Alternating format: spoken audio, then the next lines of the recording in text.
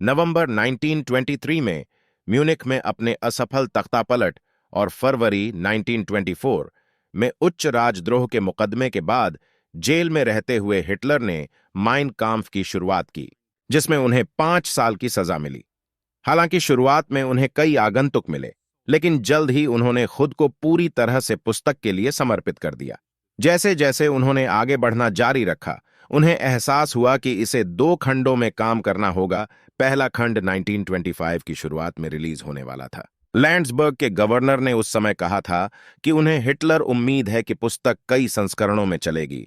इस प्रकार वह अपने वित्तीय दायित्वों को पूरा करने और अपने परीक्षण के समय किए गए खर्चों को चुकाने में सक्षम होंगे। धीमी प्रारंभिक बिक्री के बाद 1933 में हिटलर के सत्ता में आने के बाद यह पुस्तक जर्मनी में बेस्ट सेलर बन गई।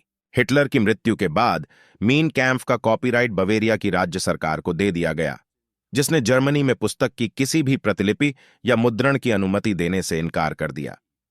2016 में बवेरियन राज्य सरकार द्वारा रखे गए कॉपीराइट की समाप्ति के बाद मीन काम्फ को 1945 के बाद पहली बार जर्मनी में पुनः प्रकाशित किया गया था, जिससे सार्वजनिक बहस छिड़ गई और यहूदी समूहों की ओर से विभाजित प्रतिक्रियाएं हुईं। म्यूनिख में समकालीन इतिहास संस्थान के विद्वानों की एक टीम ने लगभग 3500 नोट्स के साथ एनोटेट किया गया जर्मन भाषा का 2 खंडों वाला लगभग 2000 पेज का संस्करण प्रकाशित किया। इसके बाद 2021 में जर्मन एनोटेटेड संस्करण पर आधारित 1000 पेज का फ्रेंच संस्करण आया, जिसमें पाठ की तुलना में लगभग 2 गुनी टिप्पणियां थीं। हिटलर की मृत्यु के बाद मीन कैम्फ का कॉपीराइट बवेरिया की राज्य सरकार को दे दिया गया, जिसने जर्मनी में पुस्तक की किसी भी प्रतिलिपि या मुद्रण की अनुमति देने से इनकार कर दिया। 2016 में बवेरियन राज्य सरकार द्वारा रखे गए कॉपीराइट की समाप्ति के बाद माइन काम्फ को 1945 के बाद पहली बार जर्मनी में पुनः प्रकाशित किया गया, जिससे सार्वजनिक बहस छिड़ गई और यहूदी समूहों की ओर से विभाजित प्रतिक्रियाएं हुईं। म्यूनिख में समकालीन इतिहास संस्थान के विद्वानों की एक टीम ने लगभग 3500 नोट्स के साथ एनोटेट किया गया जर्मन भाषा का 2 खंडों वाला लगभग 2000 पेज का संस्करण प्रकाशित किया। इसके बाद 2021 में जर्मन एनोटेटेड संस्करण पर आधारित 1000 पेज का फ्रेंच संस्करण आया, जिसमें पाठ की तुलना में लगभग 2 गुनी टिप्पणियां थीं। हिटलर मूल रूप से अपनी आगामी पुस्तक का नाम वेरन हाल्ब ज़ेहरे डेस काम्फेस गेगेनलुगे डुम हीट एंड फीगेट 4.5 years on of struggle against lies stupidity and cowardice रखना चाहता था। ऐसा कहा जाता है कि फ्रांज एहरवेरलाग के प्रमुख और हिटलर के प्रकाशक मैक्स अमन ने बहुत छोटे मीन कैम्फ का सुझाव दिया था। माइन कैम्फ में हिटलर ने यहूदी संकट की मुख्य थीसिस का इस्तेमाल किया, जो विश्व नेतृत्व हासिल करने के लिए एक यहूदी साजिश को दर्शाता है। वास कथा उस प्रक्रिया का वर्णन करती है जिसके द्वारा वह तेजी से यहूदी विरोधी और सैन्यवादी बन गया, खासकर वियना में अपने वर्षों के दौरान। वह बताते हैं कि वियना पहुंचने तक उनकी किसी यहूदी से मुलाकात नहीं हुई थी और शुरुआत में उनका रवैया उदार और सहिष्णु था। उनका कहना है कि जब पहली बार उनका सामना यहूदी विरोधी प्रेस से हुआ तो उन्होंने इसे गंभीर विचार के अयोग्य बताकर खारिज कर दिया। बाद में उन्होंने उन्हीं यहूदी विरोधी विचारों को स्वीकार कर लिया, जो जर्मनी के राष्ट्रीय पुनर्निर्माण के उनके कार्यक्रम के लिए महत्वपूर्ण बन गए। मीन कैम्फ का अध्ययन राजनीतिक सिद्धांत पर एक कार्य के रूप में भी किया गया है। उदाहरण के लिए, हिटलर ने दुनिया की 2 बुराइयों के प्रति अपनी नफरत की घोषणा की, साम्यवाद और यहूदीवाद।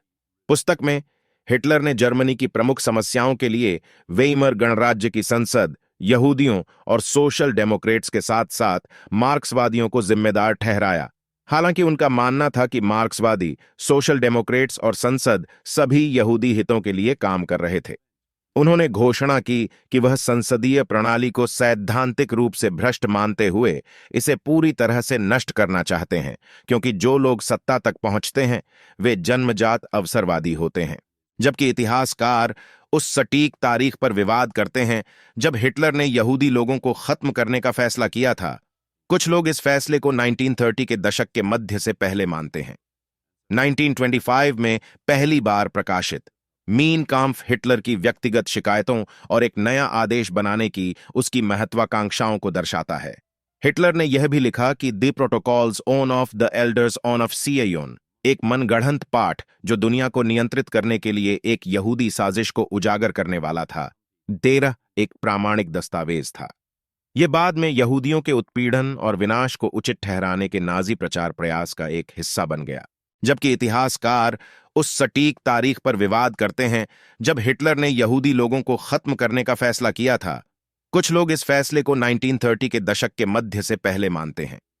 1925 में पहली बार प्रकाशित मीन काम्फ हिटलर की व्यक्तिगत शिकायतों और एक नया आदेश बनाने की उसकी महत्वाकांक्षाओं को दर्शाता है।